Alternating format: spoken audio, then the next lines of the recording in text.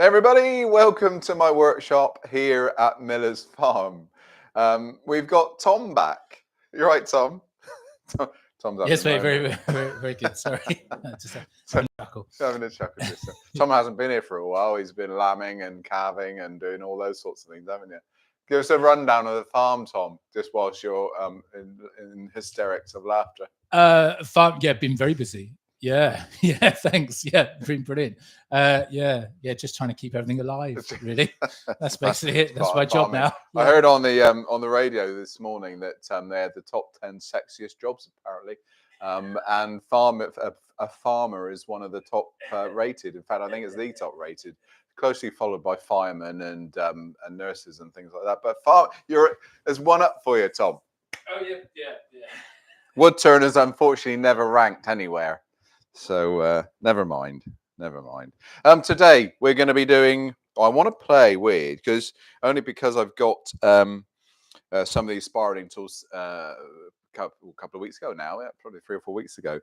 Some of these crown spiraling and texturing tools. I wanted to play with some of these. Now you know my connection with Nick Agar, and when it comes to things like the Viking Sunset Bowl, it's a real key part of making one of those is texturing and spiraling.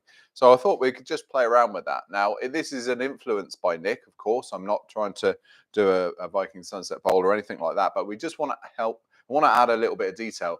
I will be using some airbrushing on this one. We're also going to be using I'm going to be using some chroma gilt. Now, there is a bit of an issue in the UK. We won't be able to get chroma gilt. It won't be shipped to the UK. So if you're in the States, brilliant. Chromacraft goes straight to their website. You can order it directly from them. In the UK, we have to use alternatives. So the alternatives that I would suggest, something like Liberon Gilt Cream. Now, the only issues you're going to have with most of the alternatives out there that I've tried is the drying time. They're not going to dry as quickly. And they're a little bit more liquid. They're not quite as good. The best thing by far is definitely chroma gilt, but let's say over in the UK here we can't get it, so we just have to find the alternatives. I'm using mine because I went to the States to get some, not specifically to get some, but I brought a load back with me in my suitcase, so I was able to bring quite a few over myself. So besides that, where everything else you will be able to get here, the texturing tools are from Crown, like I said, and I've got 2 sizes. We're just going to play with a couple of the texturing heads, but I will show you the others as well. And remember this, and we're using this on a bowl. They can be used on spindle work as well. So please play and experiment with them as much as you can. And maybe in a future vid we'll do something spindle based as well. I'm using a piece of oak here, only really because we're doing this sort of style of piece. So what I've got here, we've decorated the back, as you can see there, and then a little bit of rim on the inside, so it looks like a metal band really on an old piece. This particular piece is literally just the texturing and spiraling tools, but I think I have got a few of the punches here. I think we will put a little bit of marking in with some punching, purely because it looks nice. That's the reason. But I don't know, Tom, could you go close up to this one maybe too?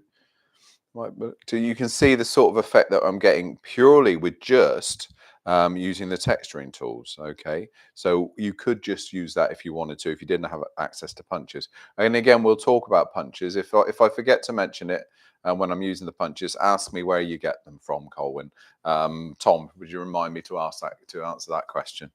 And we'll talk about that because I've had a few emails about that recently. But that's just with the spiraling texturing tools, and that's just an experiment plate. You could really call it an apprentice piece, just playing around with what I could do by just tilting the tool different angles, upright, sideways, lifting the handle, and all those sorts of things, just to see what sort of patterns we could get. And the same on the front. I've just done exactly the same, just messing around really, and you get quite a nice little metal effect. The chroma gilt I'm using on this one is Viking silver, but you've got all sorts of things: Egyptian gold. You've got the pearlescence as well. You've got some really nice ones there, and it just lifts the piece a little bit. That's all. It's a completely different look. This one I done this morning, so completely dry. There's no the gilt doesn't come off at all. Where some of your others may take a little bit longer. And the recommendation afterwards on certainly on chroma gilts is then to use a urethane a sealer afterwards. And then I tend to just lacquer them. So this piece will be lacquered afterwards. Okay, so I'll lacquer, just denib, and then do another coat of lacquer. You can go gloss, you can go satin, you can do whatever you want really. But don't try and put a sanding sealer over the top of the gilt. You will just wipe it right the way off again. The same with the stain that I'm going to use underneath. So it's a lacquer or a spray that I tend to use on top. All right, so we're going to go something like that. This one needs to be finished off. It's got the sacrificial base on the bottom. We're going to finish that in a minute. Now we will be getting in the next few weeks, we are going to be starting to look at a few other things like vacuum chucks.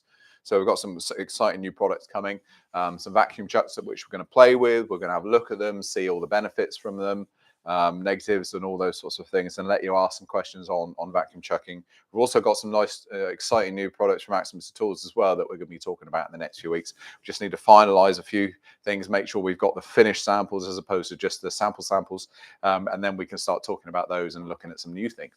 Okay, so nice bit of oak there. Let me just pop that plate on the deck out the way. Like I say, we're going to play with both of these tools, the large and the small, and just show the differences. I do run out of space here.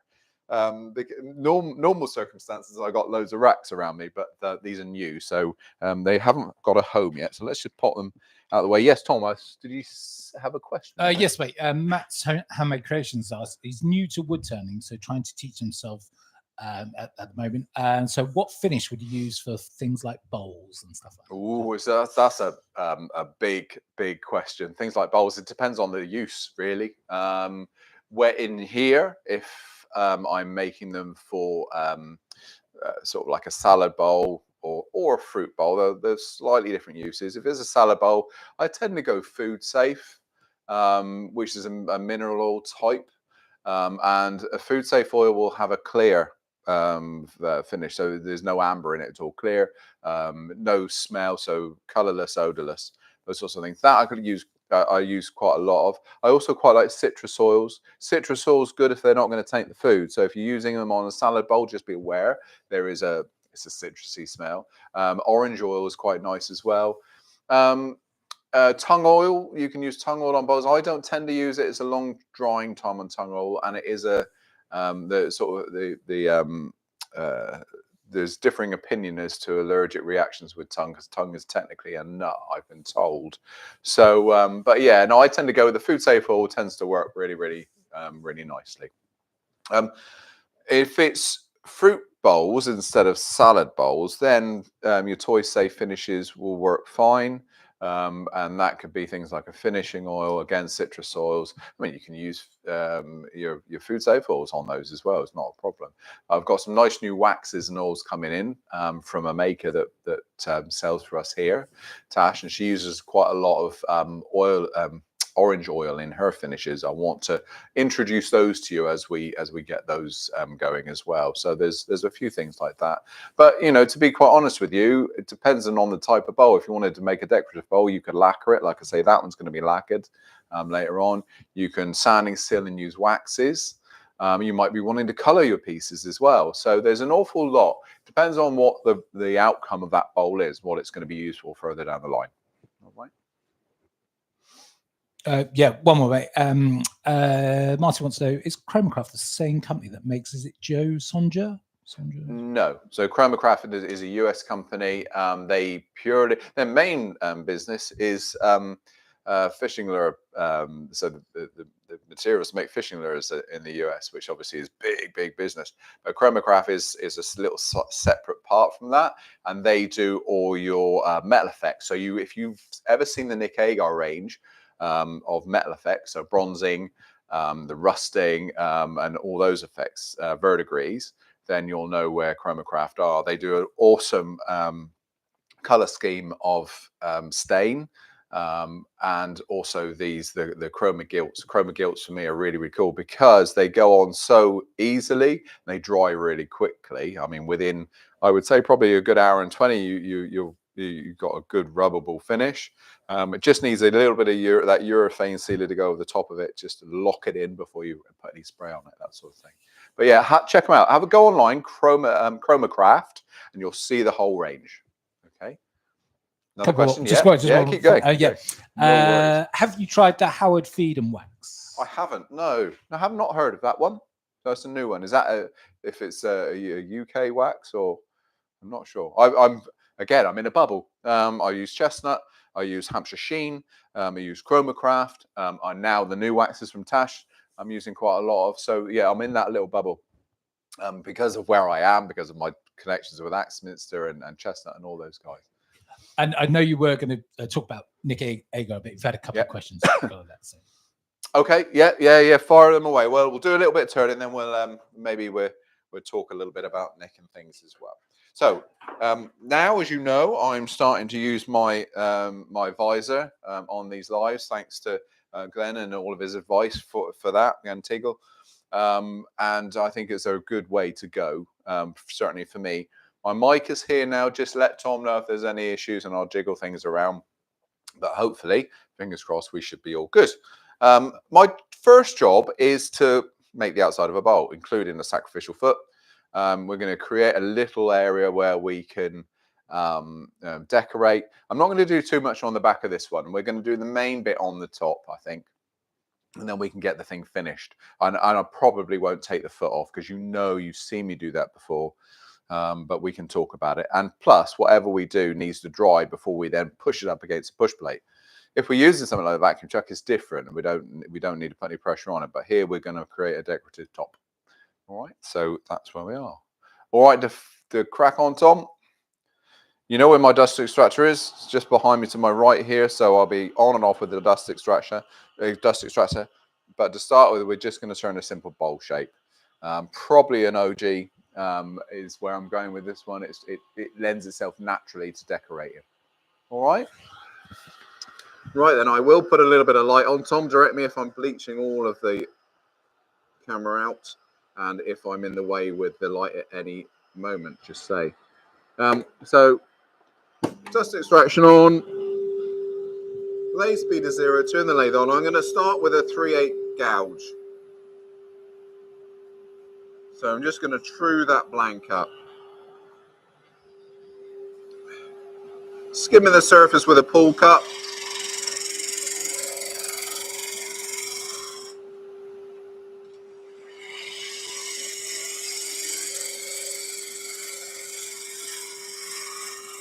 There we are. Then we'll create our foot for our tenon. We're using the C-jaws on this one.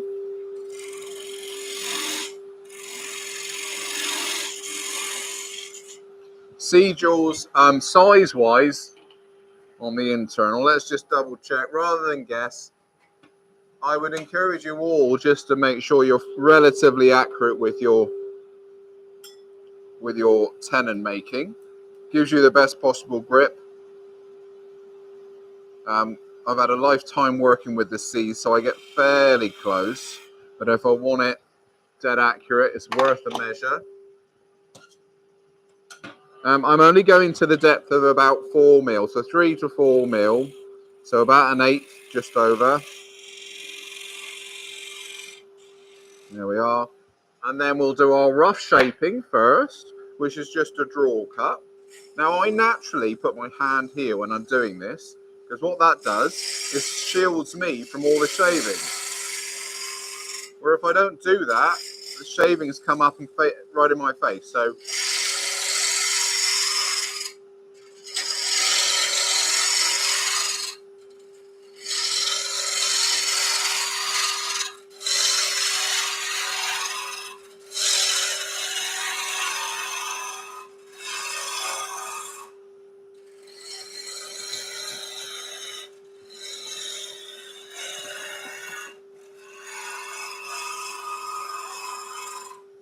there we are.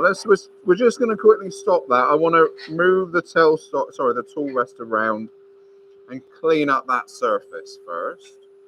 So working away from the edge. There we are, just down to a full round.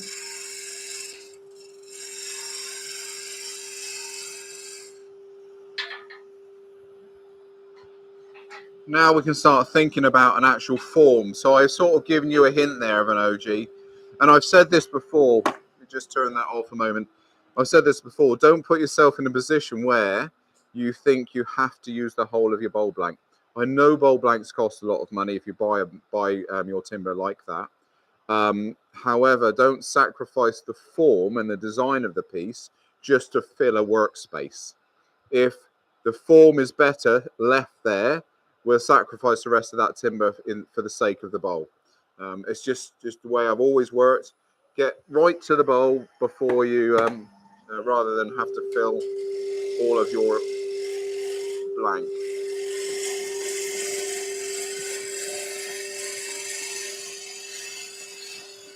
Okay, so there's a rough pull cut. So we've roughed the bowl out. Okay, we've got to get a good finish now. That's the main thing.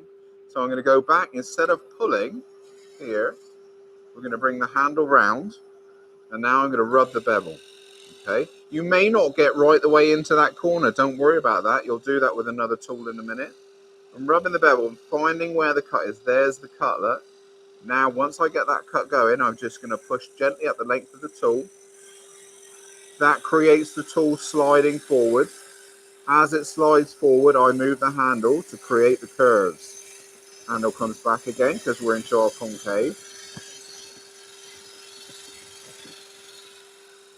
There we are. So now throughout that cut, my bevel was rubbing all of the time. So it gives me a really clear and clean finish.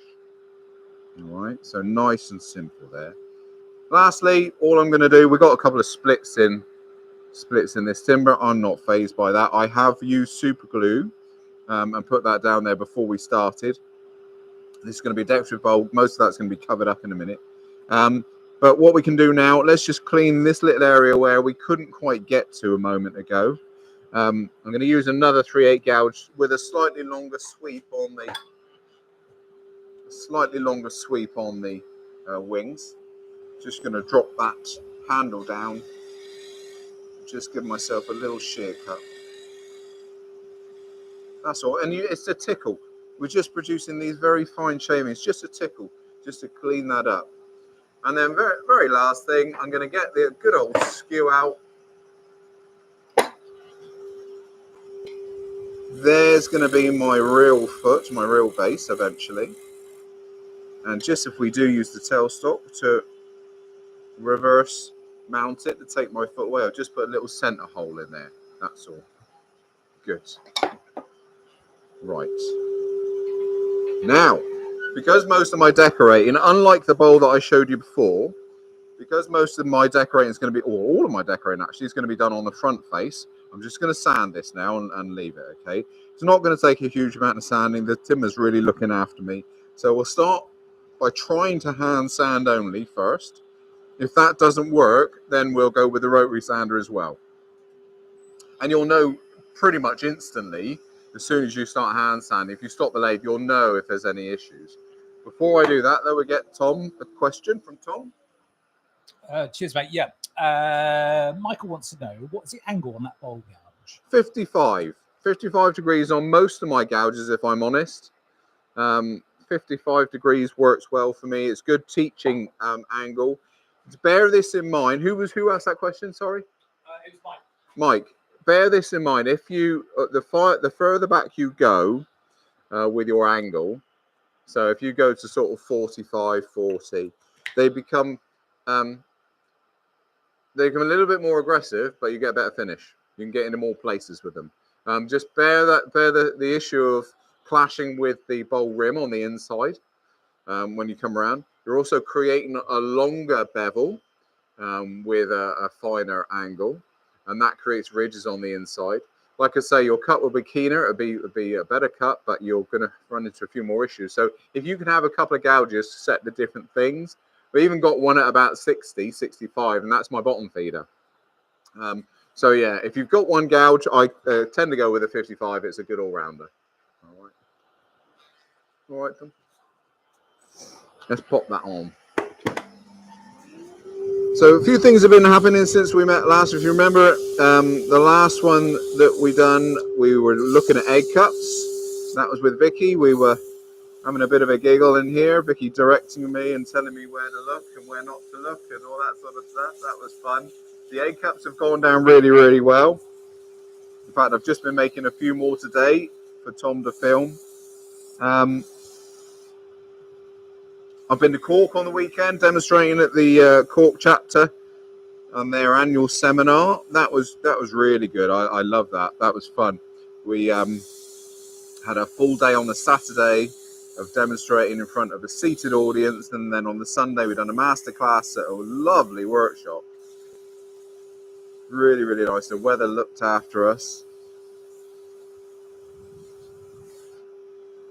There we are. Let's do a little bit of rotary sanding. I won't bother with the big drill sander. Let's just do it by hand rotary sanding. The timber's working really well. I always say this, if the timber's looking after us, it's a bonus. That's the coarse abrasive, so we can start working our way through.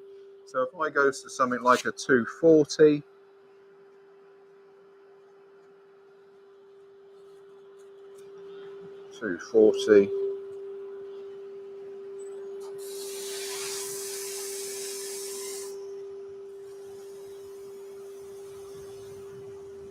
I'm sort of whizzing through this because I know what I want to do on the top edge of this bowl. So there we are, that's 240, 400.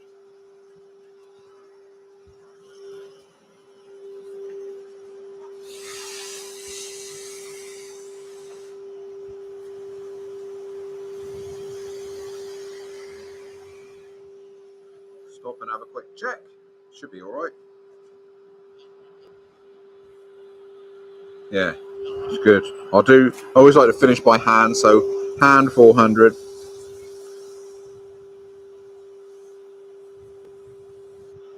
Excellent.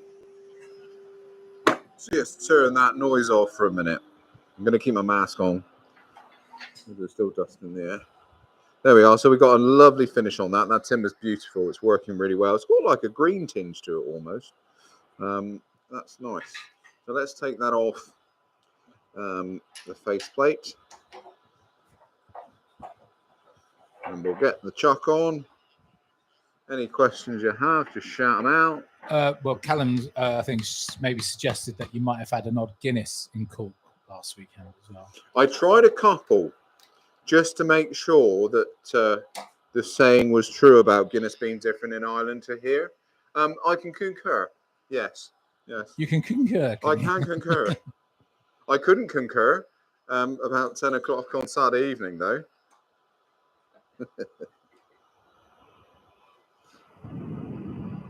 I think it's important to immerse yourself in local culture when you're away. Yeah.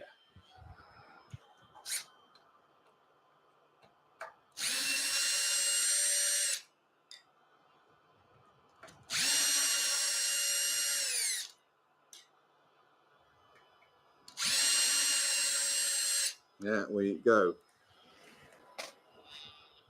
We've had also had Carsten from Denmark over. We've been doing a little bit of hollow form messing around in the workshop, really. Carsten's a very good friend of mine, and he just wanted to come over and do a little bit of work on his hollow form technique, working with a woodcut tool. So we were doing that on Tuesday.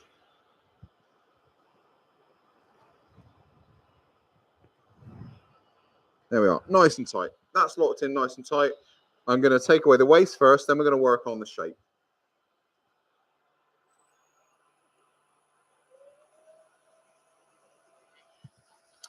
Let's go for my 3/8 gouge again. Just going to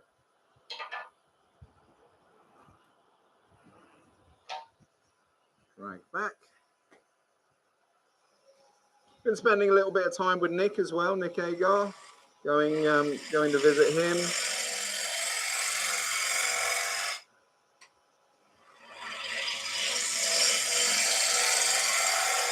Nick's doing well under really tough circumstances. So everybody knows, or everybody who knows Nick knows that he's a heck of a fighter, and he's really doing a good job at the moment. So we're doing some nice things. He's doing lots of walks.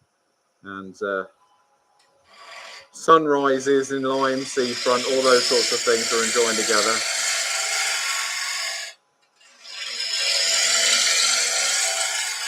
He's doing a bit more carving at home for the minute. Can't get into the workshop just yet, so he's doing some carving. Working on a couple of collaborations together. I've made a few rocking pots for him and a winged bowl for him to carve. Hopefully they'll be out soon.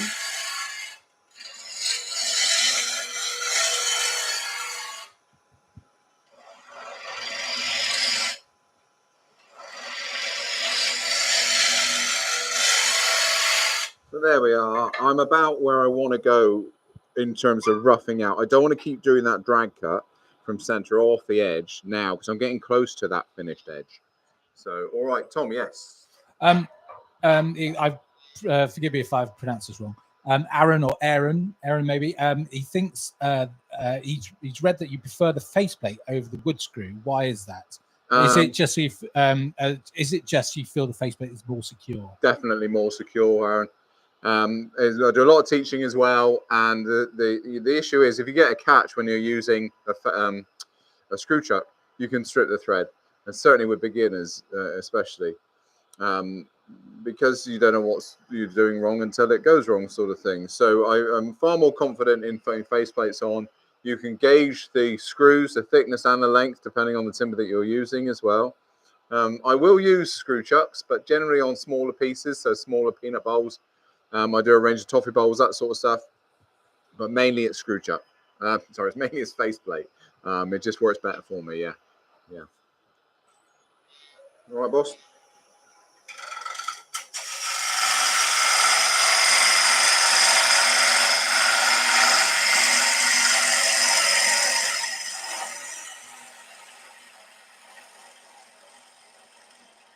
There we are. Right, let's start thinking about a foot. So what I'm going to do, just give ourselves a little radius.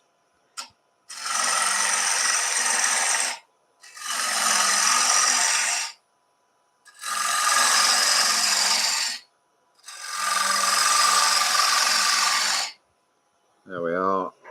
Whilst I've got plenty of strength in there, I'm just going to scrape a radius now with that lovely skew.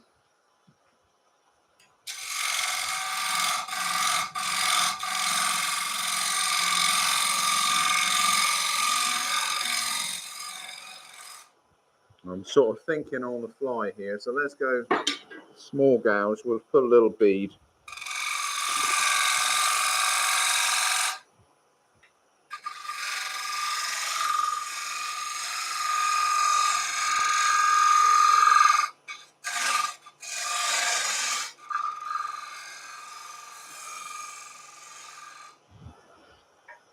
Tom, shall I leave a bead on the end or shall I take it off? Leave it on. I was going to say leave it on. Okay. Because you took it off earlier, didn't you? Yeah. Too big. Let's take it down a little bit. No. Yeah. No.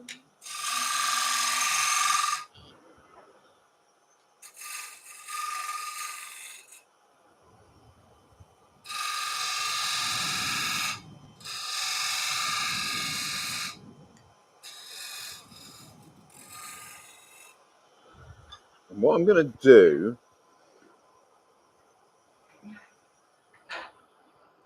let's have that bead coming all the way around. And then that will be part of a metal band.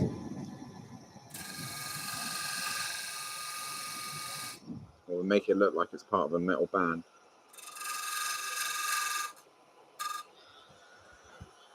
There. Yeah, happy with that. Happy with that. Let's just check out the finish before I take the inside away. Yeah, that's good. Good enough.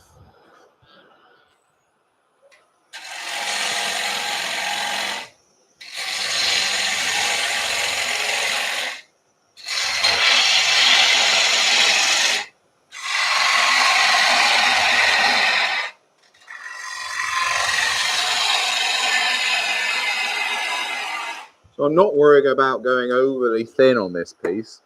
We're keeping it quite chunky.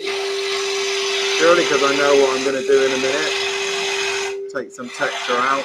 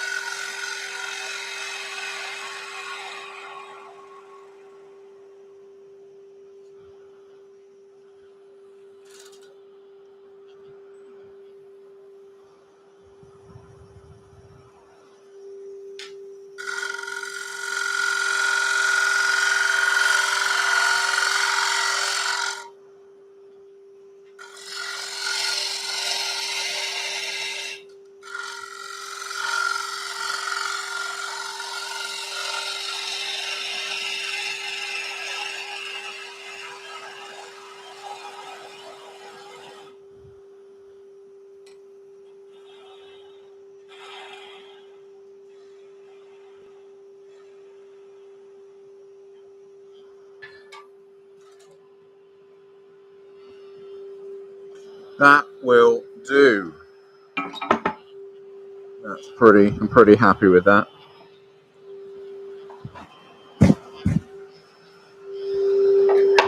Bit of sanding, and then we can start thinking about a texture. There's no point putting all your texture in and then going to sanding, because if you do that, you're going to sand out half of your work, and we want to have a nice crisp finish to it. All right, so I'm going to concentrate on the inside. We're going to get this nice, and then we'll put a texture on, a little bit of airbrushing as well. I'm going to go straight to my hand sander. And we'll start with a 120 grit and work our way through. So I'm going to use a couple of punches, but only, so I just like the look of them.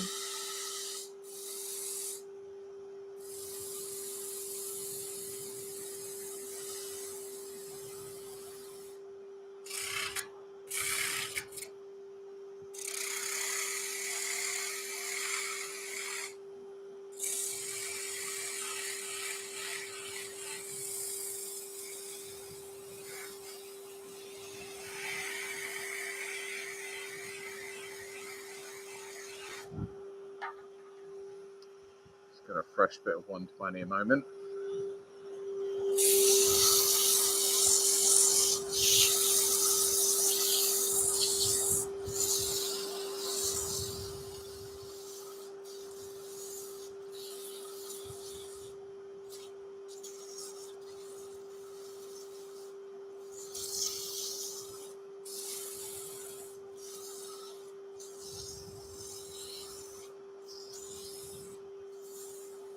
Let's see where we are. Remember, your first grit, your first abrasive is the one that does all the work.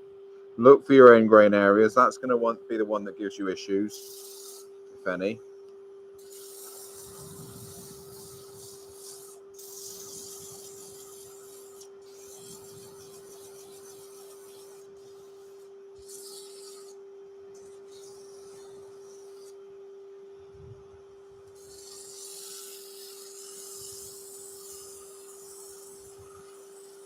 Sorry, I'll get my body out of the way a minute. I'm just moulding that paper to this edge. What I don't want is a sharp edge here. I just want to blend it in. So there, that was 120. Now we go to 180. You're going to spend a decent amount of time on this. Use whether you want to use a power sander, hand sander, rotary sander, power sander on a cordless drill. Entirely up to you. But be honest with yourself when you do it. Look for any issues to stop and sand out.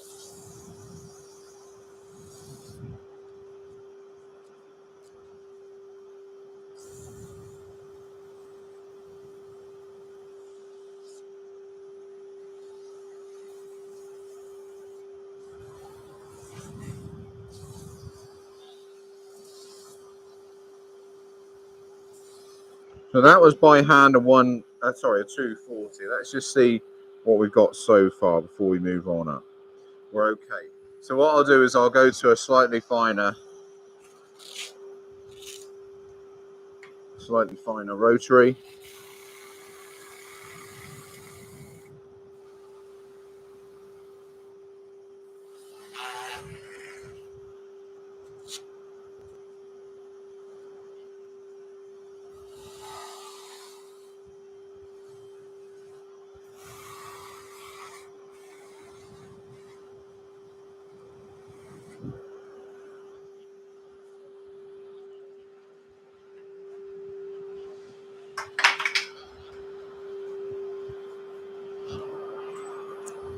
.320.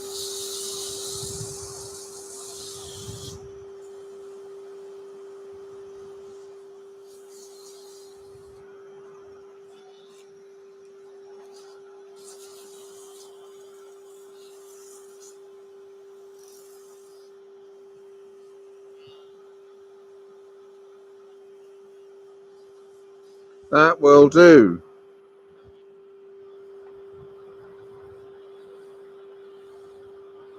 That will do. So now what we're going to do, the reason that we're here, is we're going to look at some texturing. So let's go with, which one should we go with first? Fine one first. A couple of things I've learned from this. Just before you do that, Cole. Yes, sorry. I'll turn that off as well. Frederick wants to know, is it better to have very dry wood, or would it be better to have it slightly wet? For texturing, definitely go dry, Frederick.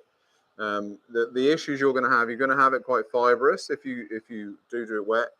The sanding is going to be an issue. The texturing, the texturing is going to be an issue as well. It's going to be quite grabby.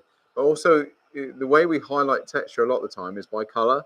And if it's wet when we're applying the color, we would certainly cause issue if it was chroma gilt or any gilding materials that you're using. So no, definitely go dry. You'll find it much easier. And Callum just asked, can you ask Nick if he recommends the Mampa cutters on their own or on their own machine, or using the cutters on the Proxon? You have to say that again. Let me take my head off. Oh, can you ask Nick if he recommends, is it the Mampa cutters? Yeah. On their own machine, or using the cutters on Proxon?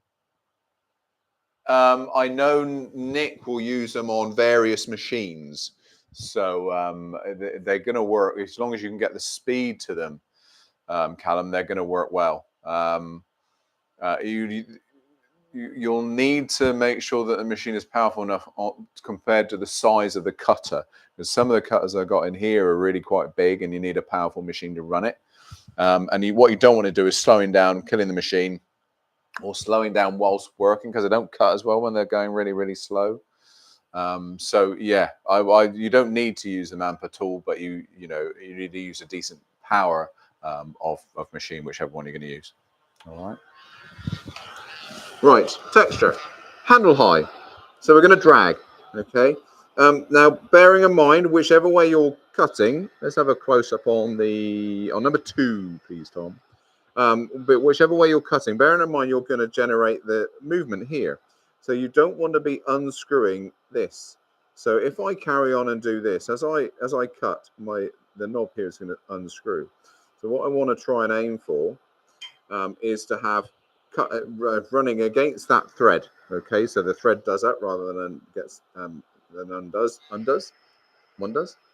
And you can use it both ways up. So if you want to manipulate the cutter to do so, that applies on both the tools, this one and the bigger one as well. But let's just have a look and get some things going. One of the nice ones I like doing is literally just a series of dots or lines. If the material that you're cutting is soft enough, just running that straight on produces really lovely straight lines. I really like doing it on things like these beads.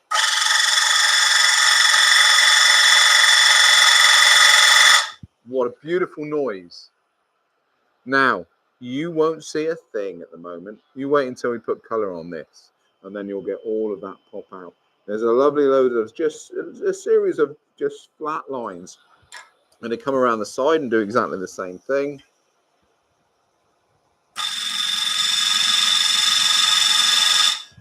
And one thing, again, just through making the mistake, probably not so much from this one, but when you're using the bigger one, this one is giving the tool room. So this will obviously turn. You've got to have enough room between the tool rest and the project that this doesn't clash with it, because you'll take the tips off of this, you'll start messing around with your tool rest.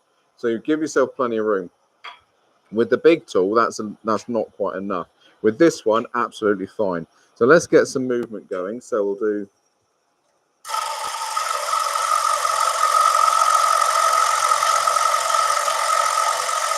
Cut there. I'm going to bring the other tool into play.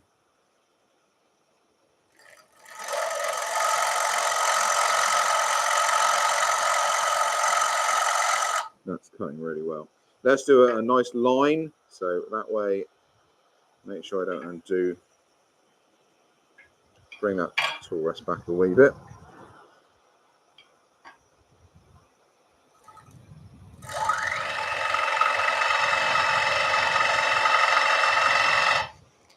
See what I've got. I love that. This is cool here. We'll just reinforce this in a moment. The outside rim's looking good. Now I'm leaving a couple of little flats so I can do some punching as well.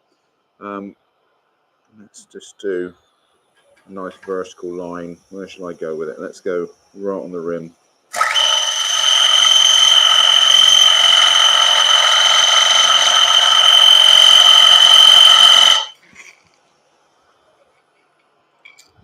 That's spinning well. There we are. You might now start to make out some of those lines. Couple of questions, mate. Yes. Firstly, what speed were you running that at? I'm running that quite quick, actually, and that's a good point, because different speeds will give you different things, different effects. That's 1,300 revs there, so we're going fairly quick. It's good to experiment, and the slower you go, you're not going to get quite as good a finish if you go too slow, but the slower you go will give you a very different effect. Definitely. Yes, Tom. That was a question from Paul, by the way. And Frederick wants to know is how hard are you pushing? He said he tends to suffer excessive tear out when texturing. Yeah, you can. Yeah, that's timber choice is quite a thing with this. If you're using a very coarse timber, then you will get tear out. Really good timbers to use will be sycamore, maple. Oak is fairly good, but it still has a coarse texture. It's working well for what we want here. But those really that type of material, maple, sycamore, box. And most of the exotics, if they're good dense ones, those sorts of things. And then it depends on what you want to do with them after. Do you want to add a color? Bearing in mind, most colors, if you take, for instance, Nick's Viking Sunset Bowl, has to be a white timber, because if you put translucent colors on a colored timber, that will affect the color of the outcome of the color. So if I put a color on this, it would probably look quite bad unless it was an opaque color. Because it would detract from the vibrancy of those stains, So that makes a massive difference. We're going to put a black on this and then cover it with a silver color, so that it doesn't really matter on that. But no, if you're going to put transparent colors on, then think about the timber. All right, Dom. So as well as that, I'm not going to spend a lot of time, because punching does take a lot of time away. So I'm just going to put a series of punches around this to enhance what we've done. Normally, I would like to take it off the chuck and put it in a carving vise.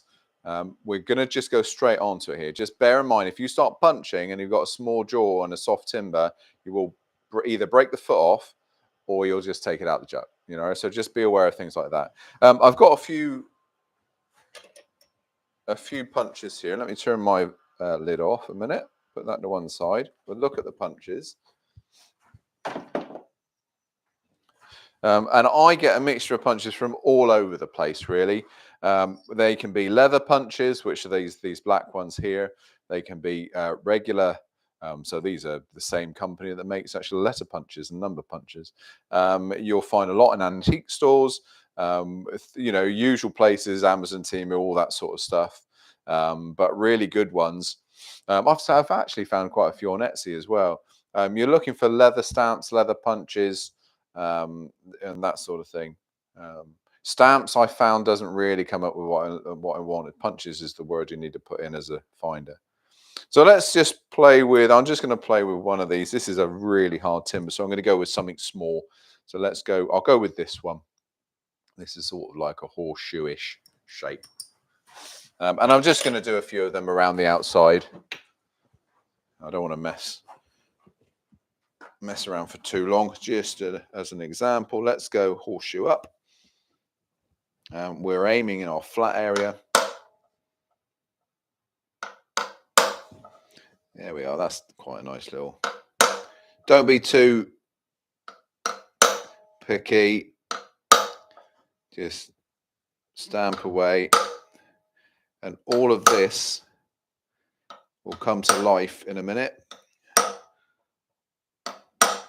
And worst thing to do, don't then, once you've done this, don't try and, oh, it didn't quite mark as much, so I'm going to go back and stamp over it again. You won't. You'll miss pretty much every single time I've tried to re-stamp something which hasn't gone quite right. So just put it down to experience, move on, next one. Obviously, you're going to take your time. I'm rushing through this to get it finished. If you're not watching live, then you can skip about 2 minutes.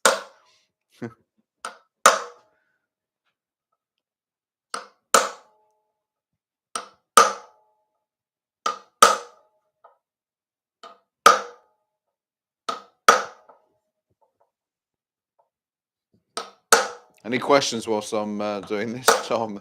Now would be a great time. No, I think everybody's left. Yeah, have they? Yeah. Everyone's turned the sound down.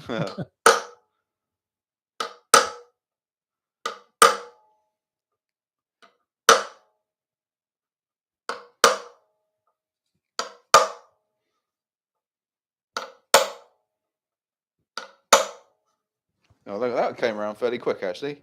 That was good. Good. I'm not doing any more. Anybody? No, we'll stick with that. It's going to be fairly rustic. Next, we just want a bit of a wire brushing out of that.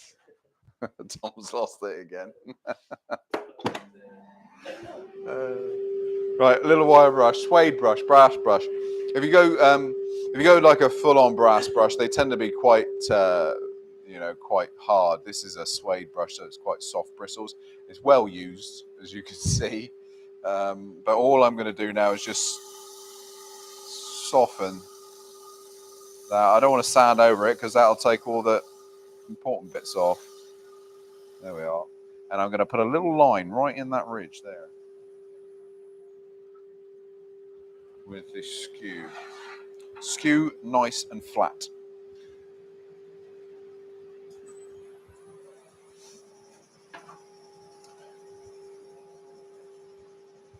Because I want to break from where my metal edge is. Just going to do one more little serration with the texturing tool a moment.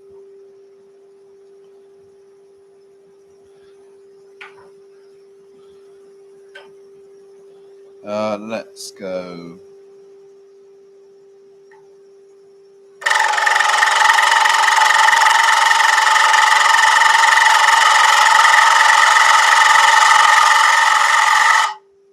Let's go right there. Soften that again. It was just a little bit too much of a big space where there was no texture. Okay, I think we're there. Yeah. Right, we're going to keep that on because my dust extractor. Sorry, I'm pointing to my dust extractor. I'm going to keep that on. I'm going to turn my little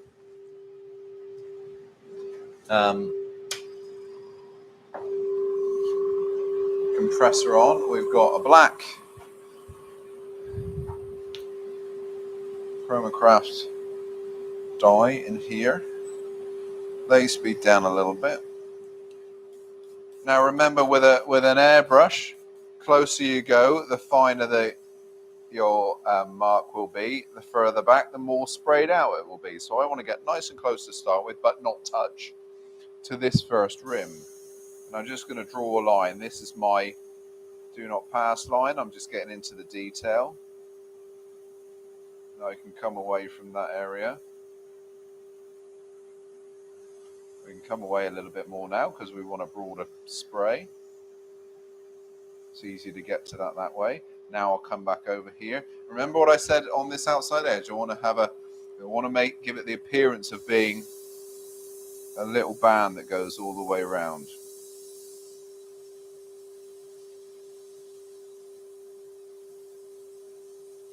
There we go.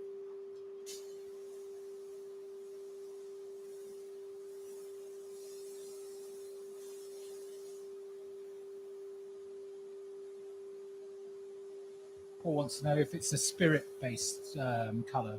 This is spirit-based, yeah.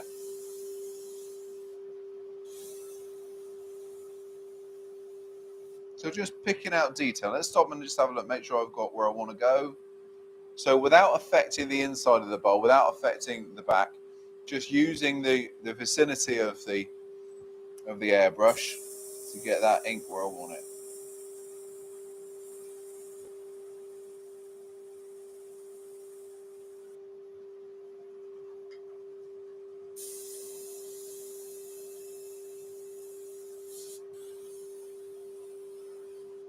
There we are. That should be good. Stop. I can turn off the compressor.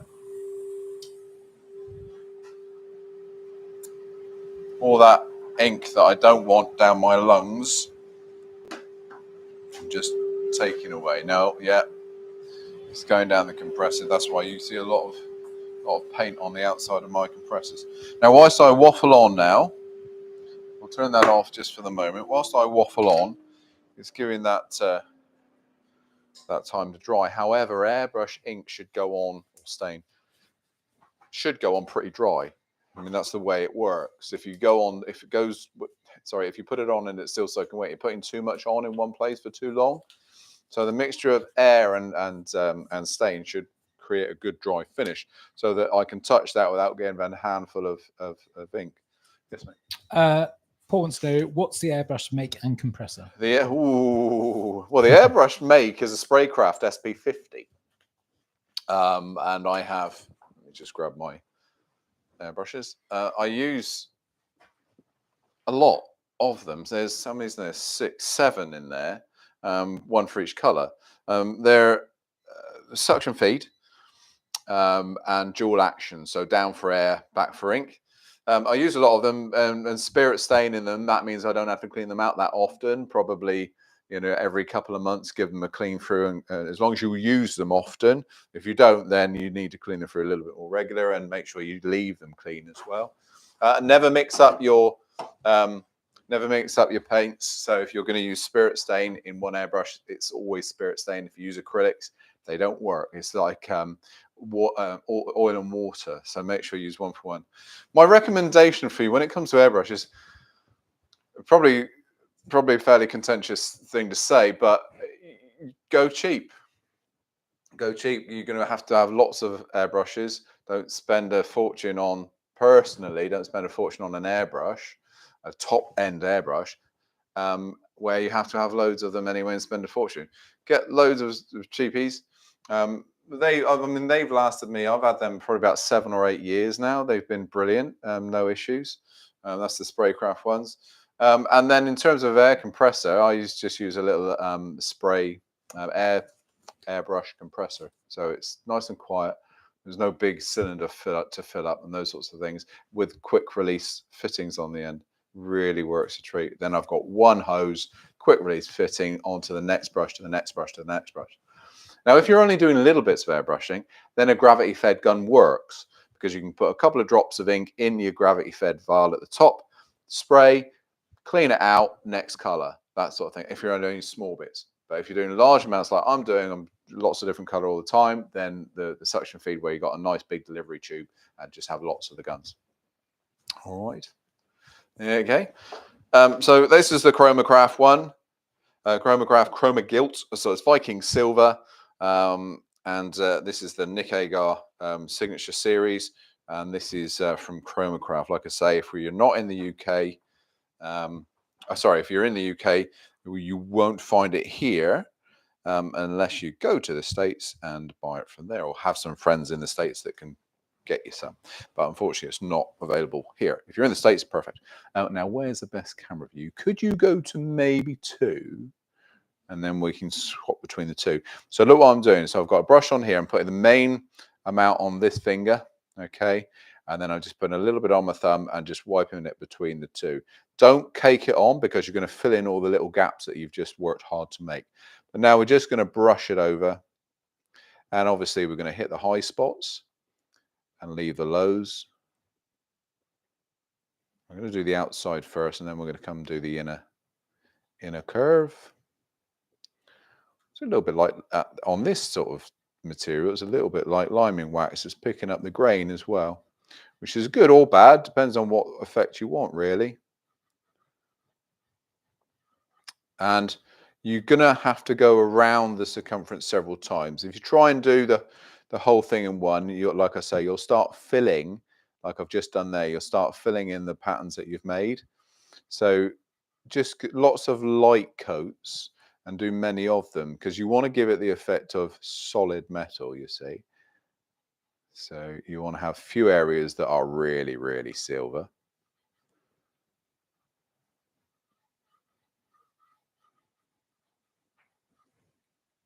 Don't worry, if you do get a little bit on the bare timber, you can turn the lathe on, sand it off. I've done that plenty of times.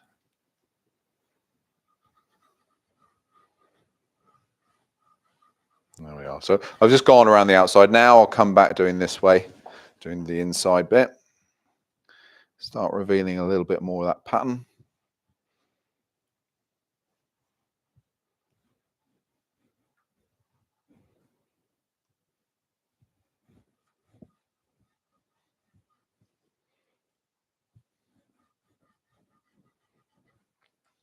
It's nicer than you hitting it with that punch and hammer, isn't it? A little bit more peaceful, Tom. Sorry. Tom's normally asleep when we're doing this.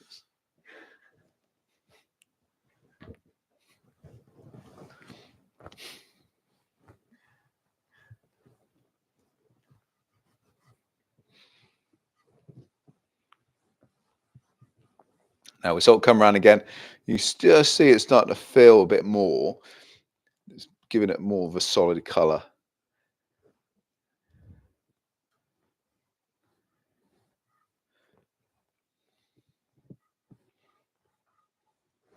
Just a little bit more.